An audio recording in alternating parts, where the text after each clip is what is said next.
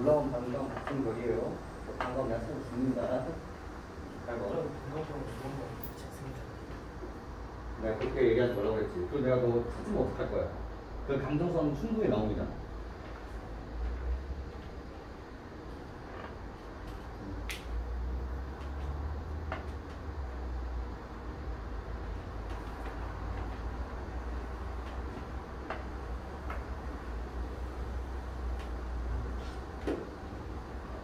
속도가 점점 달라가지고 그런 점이 있으니까 앞이시는 분들은 뭐 다른 속도가 어쩔 수 없어요.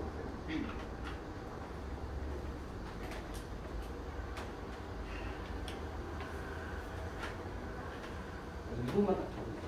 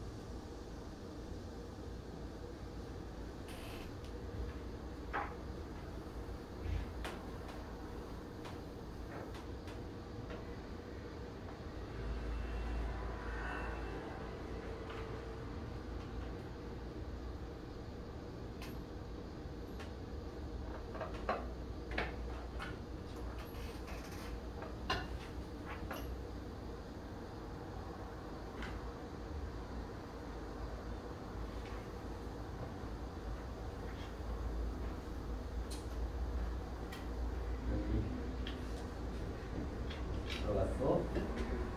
풀었는데 이제 이런 거 잘 안 읽힌다고 그냥 계속 읽고 있으면 안 돼. 넘어가서 이제 포인트들을 찾아내는 거야. 이런 것도 이제 봐야 되는데. 봅시다 여러분. 여러분 볼게요. 결국은 이제 뭉쳐오고 싶은 분들도 있습니다. 결국 우리가 이 소설에서 얻어내야 되는 부분들이 뭐냐는 거지. 우리 소설에서 찾아내는 부분이 뭘까요? 뭐가 포인트였다? 시에서는 정서가 포인트였다. 소설에서는 갈등이 포인트였단 말이에요. 그러니까 이 작품에서는 갈등이 나올 거야, 안 나올 거야? 이 작품에서는 나오죠.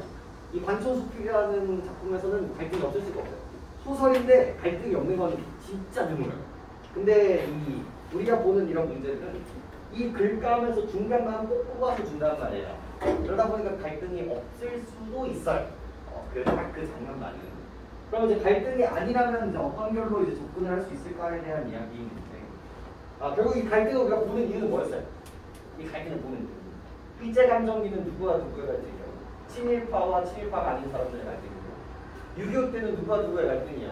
파랑이와 빨강이의 갈등이와 동시에 이데올로기를 추구하는 사람과 그렇지 않은 사람들의 갈등이란 말이죠. 인간 소외는 어떻습니까? 돈과 명예와 물질적인 가치를 추구하는 사람과 그렇지 않은 사람의 갈등이 등장한단 말이에요. 그런 것들이 다 주제의식이란 말이죠. 이 작품은 이제 관촌숲이라는 작품인데요. 시대적 배경이 언제인지가 조금 뉘앙스 보시면 돼요. 이게 다 뭐야? 인간 소외 자연 파괴 라인들이란 말이에요. 그 당시의 사람들은요, 유년기에는 어디서 살았고요? 시골에서 살았고요. 그리고 이제 태어나서 어디로 올라갑니까? 도시로 올라가게 된단 말이에요. 그래서 이 도시에 살고 있는 사람들은 결핍을 느끼고 파편화가지고요. 이 시골에서는 주변 사람들은 전부 다 알고 있었잖아. 공동체의 일부였단 말이야. 하지만 도시로 넘어오면서 그런 것들이 없어져 버린단 말이죠. 그래서 이 시골에 대한 그리움에 대한 이야기들을 주제적으로 많이 쓰는데, 이 관촌숲이 역시도 마찬가지입니다. 내가 오랜만에 시골로 돌아와서 옛날에는 이랬는데 요즘은 그렇지가 못하네. 그래갖고 이제 시골로 돌아온단 말이에요.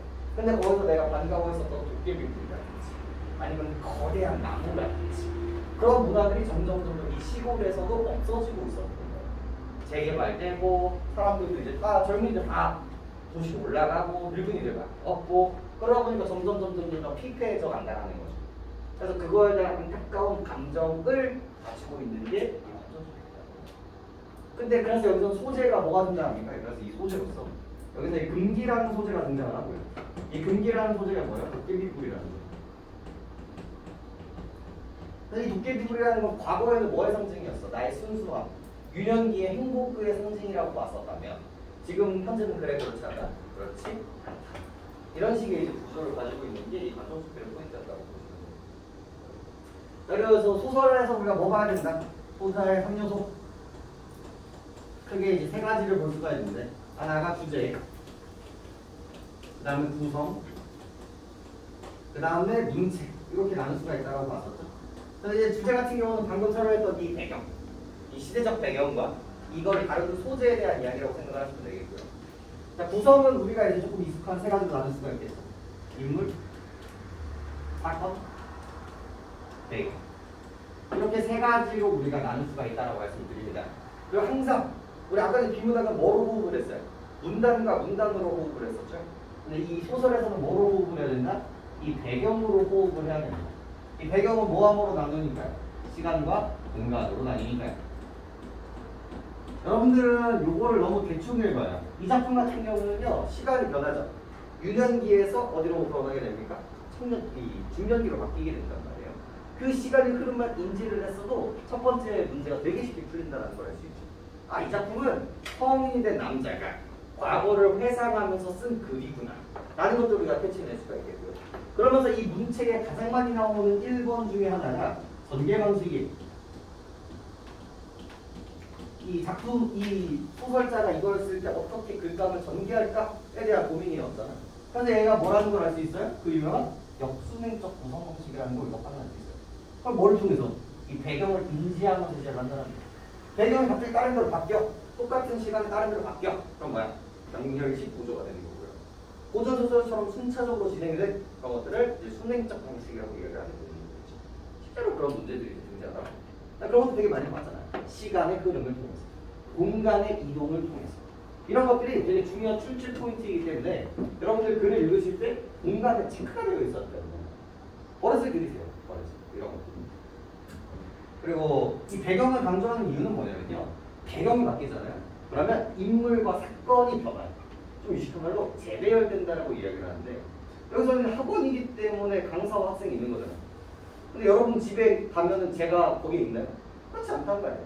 공간이 바뀐다라는 건요. 인물이 바뀐다라는 얘기예요. 그러니까 인물이 바뀐다라는 건 그 관계가 바뀐다라는 얘기만 보기를 합니다. 그리고 이제 여러분들이 보는 글들, 소설들은요. 좋은 글들. 다 이제 선별된 글들이란 말이에요. 좋은 글들은요. 한 공간, 한 배경에 사건은 몇 개일까? 사건은 한 개가 있어요. 그러니까 그게 여러 개가 되는 순간 이 글감들이 난잡해지거든요. 그러니까 여러분들이 보는 글은요. 무조건 이 한 배경에 한 사건 정도만 등장하게 될 거예요. 그래서 모든 것들이 재배열되기 때문에 호흡을 배경으로 이제 해달라고 부탁을 합니다. 두 번째, 요건 거예요. 두 번째까지 좀 고민하면 뭘까요? 우리 1인치, 3인치, 전적 작가 시점 이런 것들 고민하는 것도 이제 문체에 들어간다고 볼 수가 있어요. 여기서는 시점이 좀 일부 문제로 그냥 다 퉁쳐서 들어가서 그렇긴 하지만 이제 문제를 푸시다 보면 서술자에 대한 얘기도 되게 중요하게 될 겁니다. 그 문제가 좀 중요하게 다뤄지는 그 작품에서 서술자는 조금 더 디테일하게 다뤄지기도 하고 이번에는 한번 어떻게 읽는지에 대해서 좀 초점을 둬서 얘기를 해보겠습니다. 문학은요 어지간하면 보기부터 보시기를 추천합니다. 처음 보는 작품이잖아요. 그러다 보니까 그 방향성 어디를 좀 초점화돼서 읽어야 되는지를 좀 제시해주고 있는데 대부분 주제의식을 던져줄 때가 되게 많아요. 하지만 이번 수능 같은 경우는 주제라기보다는 그 주제 사이에 숨어져 있는 이 금기라는 소재를 꺼집어 쓰게 됩니다. 거기 보시면 금기란 어떤 대상을 꺼리거나 피하는 행위를 가리킵니다. 공동체의 구성원들은 금기를 위반하며 그 대상에 의해 공동체 혹은 그 구성원의 처벌을 받는다는 의식을 공유하죠. 일반적으로 금기를 설정하는 근본적인 이유는 알려지지 않지만 금기와 그 대상에 대한 추측은 구성 방식을 통해서 전파되어 구성원들 간에 활자됩니다. 이것도 이제 비문학처럼 읽으면 어떻게 읽을까요? 두개 되잖아. 뭐야? 일반적으로 근본적인 이유는 안다 모른다? 모른다. 하지만 은밀하게 전달된다. 이런 식의 이미지가 이제 소설에서 어떻게 전달되는지 보시면 좋을 것 같고요. 그 다음에 이를 통해 금기와 금기의 대상이 환기하는 의미는 세대를 거쳐 전달됨으로써 서로 다른 세대 간의 공동체의 체험을 공유하는데 기여하기도 한다.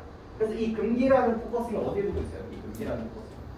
이게 세대의 연결이라는 키워드를 보여주고 있는 거예요. 세대의 연결이다. 그래서 이 주인공은요, 전 세대에서의 그 문화와 정서를 공유할 수 있었던 거예요. 그런데 이제 현실에서는 어때? 도시인이 된 현실에서는 그 도깨비불의 금기가 뭐라는 걸 알 수 있어요? 낚싯대뿔이라는 걸 알 수 있었단 말이에요. 그러니까 더 이상 그게 너무 안 됩니다. 안 넘어가요. 과거에는요, 이 금기를 통해서 세대와 연결할 수 있었는데 현실은 그게 된다 안 된다? 안 된다. 도시화가 된 이 현실에서는 안 된다. 라는 걸 보여주는 게 바로 이 글감의 주제였고. 그래서 이런 이야기들이 나오게 됩니다. 근데 이제 잘못된 문제라고 생각하는 게 패턴이 사실 28번이나 29번이나 똑같거든요. 풀이법이. 근데 그 풀이법 자체는 정말 중요해요. 정말 중요한데 28, 29 두 번 다 등장했기 때문에 과하지 않는다. 그런 얘기는 나올 수 있습니다. 자, 볼게요. 자, 1부 한번 들어가 보죠. 자, 오늘 소설. 자, 조무래비들은 도깨비불만 보면 내 그릇이 네 오르니 하며 짜그락거리기 일쑤였고, 그러면 나이 좀 있는 사람이 얼른 쉬시하면서 도깨비가 듣겠다고 나무라주게 했던 것이었다. 이 도끼에서 이제 금기에 대해서 이야기를 하고 있으니까 이게 형상화된 소재가 되게 등장할 수밖에 없단 말이에요. 소설에서는. 그게 바로 도깨비불이었습니다. 이 도깨비불에 대한 금기를 얘기해주고 있죠. 저기에서 막 도깨비불이 을렁이고 있단 말이에요. 근데 아이들이 그거 보고 있으면 뭐라고 하는 거야? 너 그거 계속 보고 있으면 잡혀간다? 이런 금기를 얘기해주고 있는 거죠. 그 다음부터 다 쓸모가 없어요. 사실 이 문제를 푸는 데 있어서. 하지만 좀 읽어보죠. 도깨비가 들으면 무엇이 어떻다고 불똥 끄듯 서두르며 말리러 들었을까? 그것은 아무도 가르쳐주지 않았다. 알면서도 짐짓 모르는 신용을 해보이려 했지만 그네들은 어려서부터 가르쳐준 이가 없어서 이렇다 하게 내놓지 못하는 눈치가 여겨냈던 것이었다. 이거 보시면서 아까는 보기에서 읽었던 것들을 좀 떠올리면 됩니다. 정확한 이유는 안다 모른다. 모른다. 그럼에도 불구하고 전달된다. 이런 식의 이야기가 되는 거고요. 그다음에 고전소설에서도 되게 강조를 할 텐데 글을 읽을 때 요게 좀 문제 출제 포인트가 되게 많아요. 이 정보를 알고 있는지 모르는지, 그걸 할 수 있는지 없는지가 문제를 구성하는 데 정말 중요한 포인트가 되게 많이 되거든요. 이건 고전소설에서도 그렇고 특히 중요하고 현대소설도 마찬가지인데 이게 왜 중요한지 뒤쪽에서 조금 설명을 드릴 텐데 얘의 행위의 의도가 문제예요. 내가 이걸 모르고 하면 뭐예요? 실수예요. 근데 알고 하면 뭐예요? 범죄예요. 좀 이제 우영으로 제가 재밌게 보고 있긴 한데 거기서 되게 그게 의도가 되게 중요한 거예요. 내가 이 새끼를 죽이려고 찔렀어. 그럼 얘는 살인죄예요.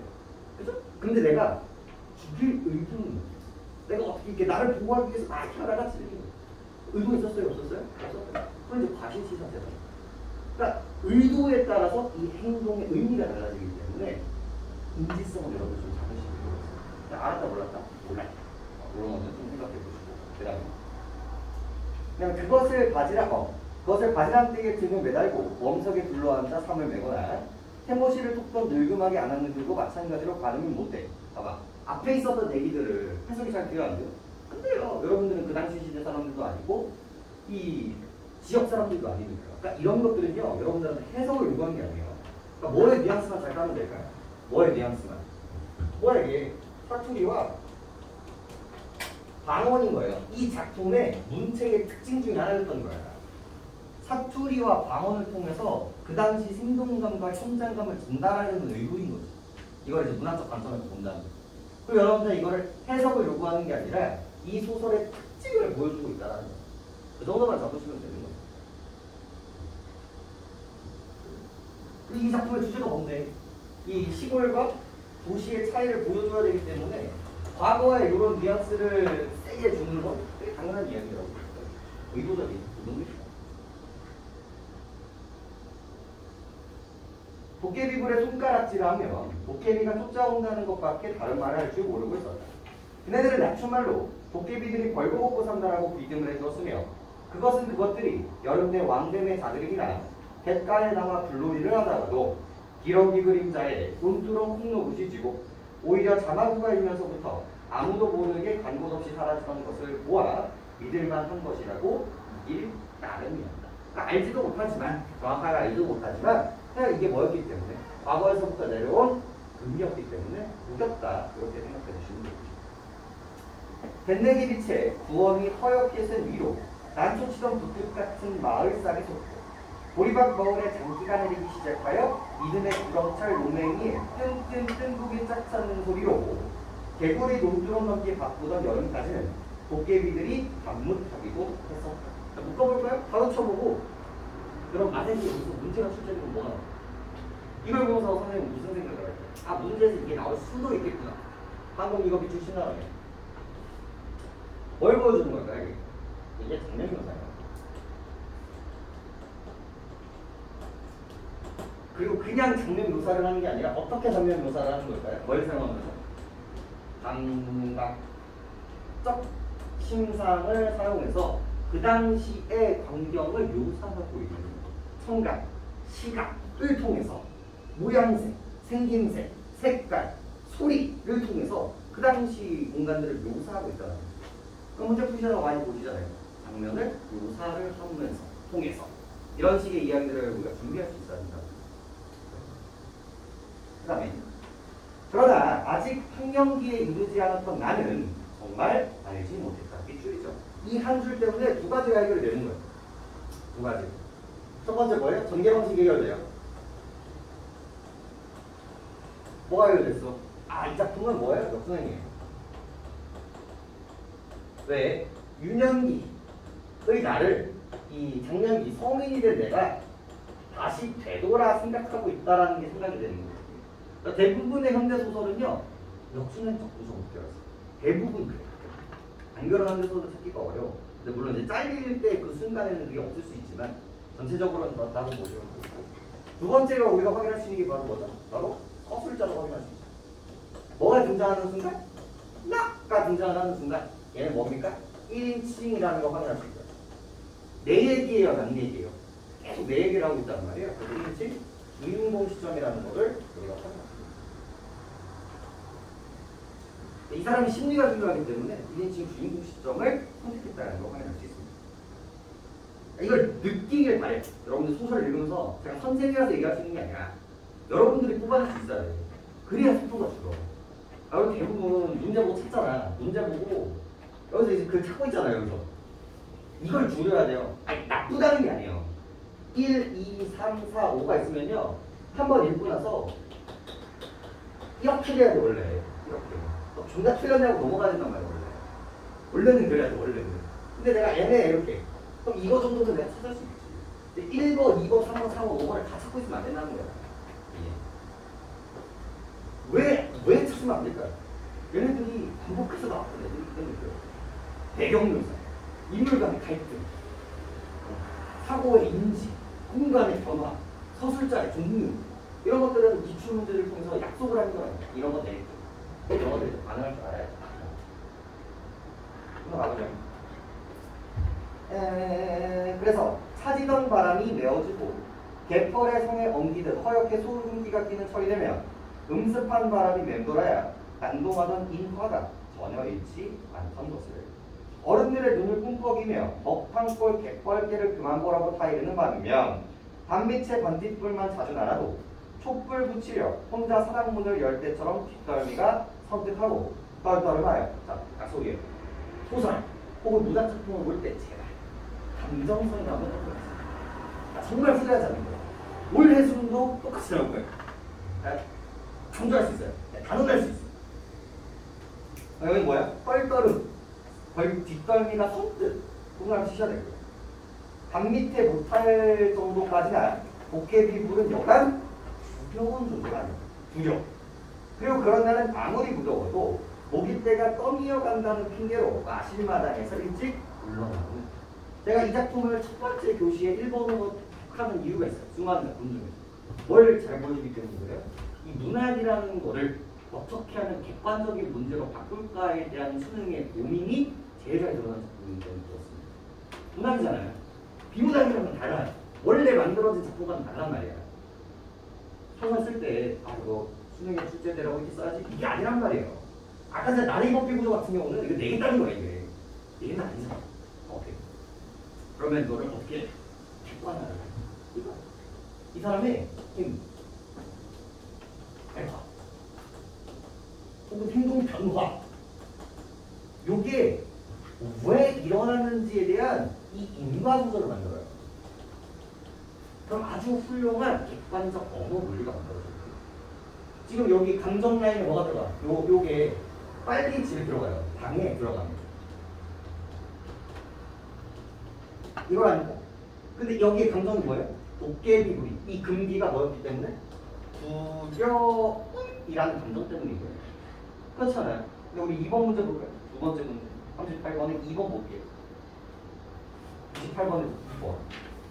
니은에는 착각으로 인해 연상된 상황을 궁금해하는 나의 호기심이 반영되고 있다. 두려움이 아니라 뭐예요? 두려움이 아니라 여기에 뭘 써주고 있어요? 호기심이라는 표현을 부여놓고 있거든요. 이게 수능이야. 이게. 근데 여러분들이 이게 이 감정선들이 잘 안 잡히기 때문에 틀린 경우가 좀 많아요. 이거 같은 경우는 존나 틀렸지. 왜? 부정이고 긍정이잖아. 이런 거는 되게 잘해요. 근데 문제는 애매할 때 있어요. 두려움이랑 약간 뭐 심란함. 사실 감정선은 되게 다른 감정선이잖아요. 근데 부정이니까 이런 거를 반응 못하는 경우들이 있거든요. 미친. 그러니까 어머니가 갑자기 와가지고 이불을 덮어줘. 그럼 그건 무슨 감정이에요? 엄마 갑자기 이불을 덮어줘. 무슨 감정이에요? 사랑이야. 무성애란 말이야. 근데 그게 당연해져야 돼요. 여러분들은 그렇지 못한 경우들이 좀 계세요. 이 행동과 이 바바라가 당연히 그 감정인데 그 감정이 객관적으로 안 나올 때가 가끔 있거든요. 그러니까 이런 것들이 작품을 통해서 이 사람의 이런 상황에서의 행위는 이런 감정이라고 하는 거예요. 라는 것들을 좀 객관화하실 필요가 있어요. 그래서 방금 이 두 번째 문제가 이번 수능에서도 동일하게 문제예요. 이 행위, 이 발화, 이 사람의 변화가 어떤 긍정성, 어떤 이유, 어떤 인물 때문이었는지 이걸 이제 잡아주시는 거예요. 봐보죠. 그러면서 이제 중요한 복산이가 자리를 만들 동안 나는 변소를 사선나서 우리 왜? 누가 바뀌었어? 그럼 이제 인물을 제외를 하는 거예요. 나가 있고 복산이가 있고 물론 여기서 인물 관계가 중요하지 않았지만 농가라면 흔히 그렇듯 그곳은 저마치 밭바닥 구석에 따로 나와 있었다. 나는 마당을 가로지르며 무신결에 개털 쪽을 들려보다가 소스라치게 놀라며 그 자리에 묻어버리고 말았다. 그 사람 뭐야? 몰라.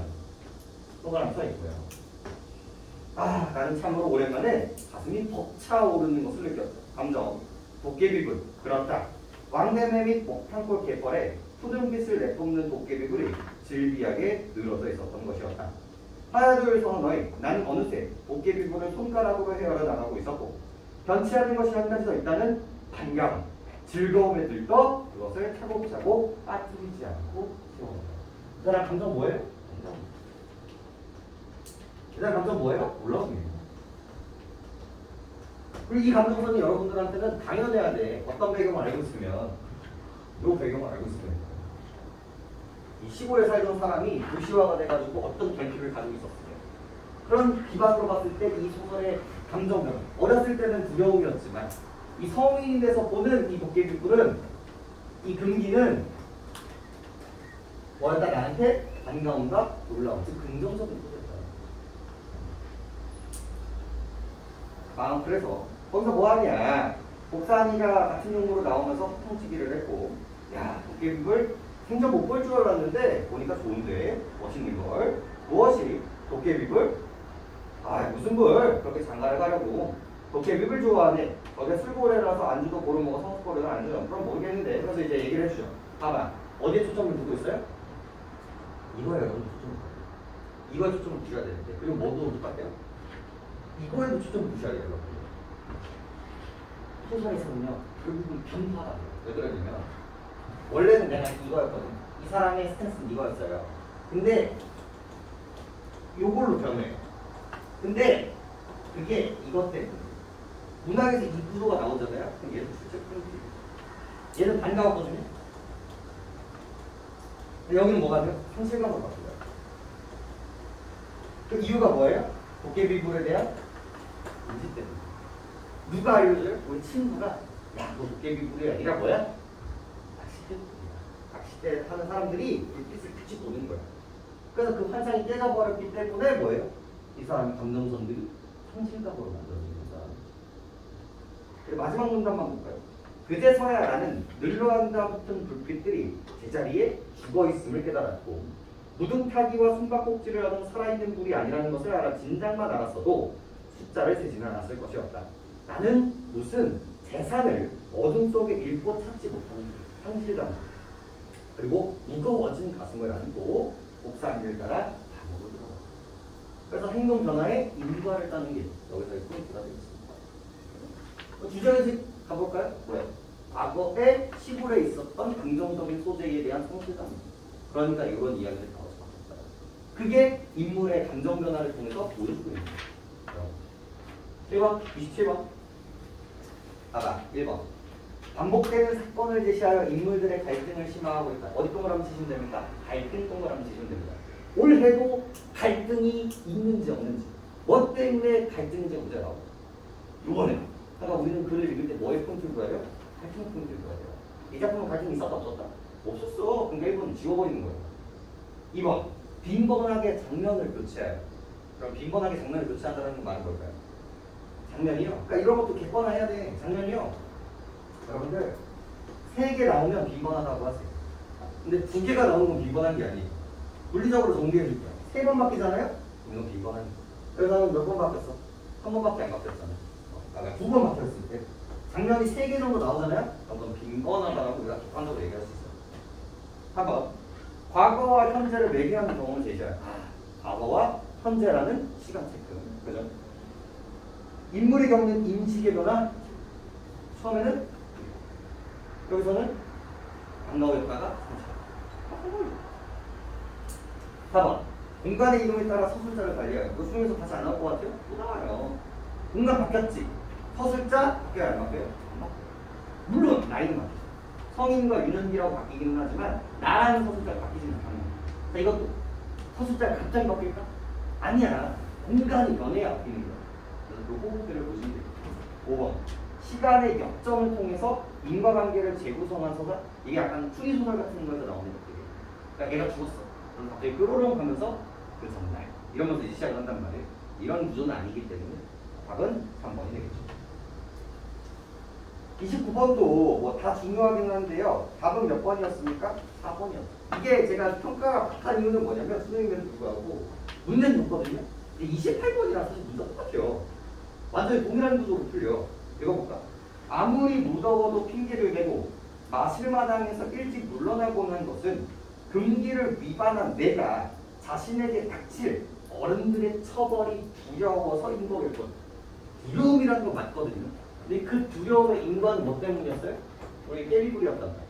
근데 이거 도깨비불 대신에 뭐 때문에 이 사람이 두려웠다? 어른들의 책망이 두려웠다. 라고 바꿨기 때문에 이 사람 행위의 감정의 이유가 잘못했어요. 근데 이게 문제를 풀지 않은 의도라는 것만 풀치고 계시는 거예요. 이게 인과적 피치인데 이번 수능도 여러분들이 해야 되는 작업은 뭐냐면 요 감정선들이 왜 나오는지를 느끼시는 게 되게 중요해요. 근데 이게 막 다양할까? 물론 도전소설보다는 다양하겠지만 어차피 시대는요 여러분들 크게 4가지밖에 없으니까 일제 감정주, 6.25, 민주주의 억압, 인간소외 딱 이거 4개밖에 없어요. 물론 이건 이제 인간소외 결에서 이제 인간소외 결로 이제 들어가게 되는 거고요. 시골과 도시의 이제 차이점에 대한 파편화, 외로움, 안타까움, 상실감 이런 것들이 이런 게 감정선들이 당연해졌을 때 서로 이제 소설이 있다고 하는 거예요. 이제 뒤쪽에 있는 분들도 읽어보시면서 하시고요. 문제를 풀고 싶시다. 그래야 될 것 같아요. 어떤 소설은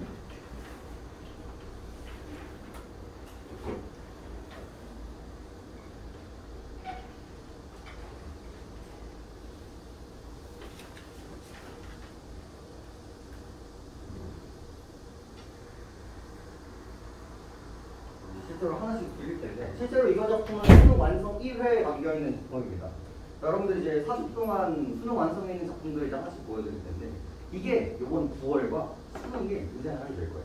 이 도전 소설이 이제 읽으시면 느껴보시면 됩니다. 내가 도전 소설이 안 읽히는 되게 안 읽히는 거라는 걸 느끼시고 이거를 어떻게 하면은 잘 읽을 수 있을까? 거기에 이제 초점을 좀 두시면 되거든요. 알겠어요?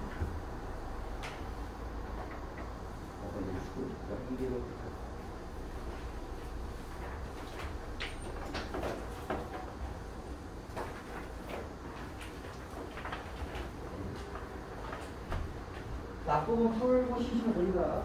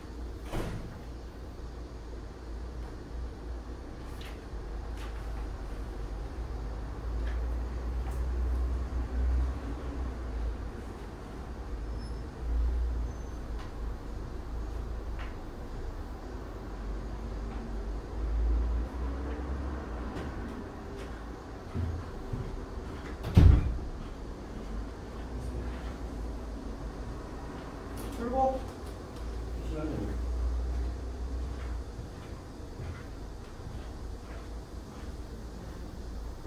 방금 드린 프린트. 방금 드린 프린트 보시면 돼요. 방금 드린 프린트. 아니, 방금 드린 프린트요.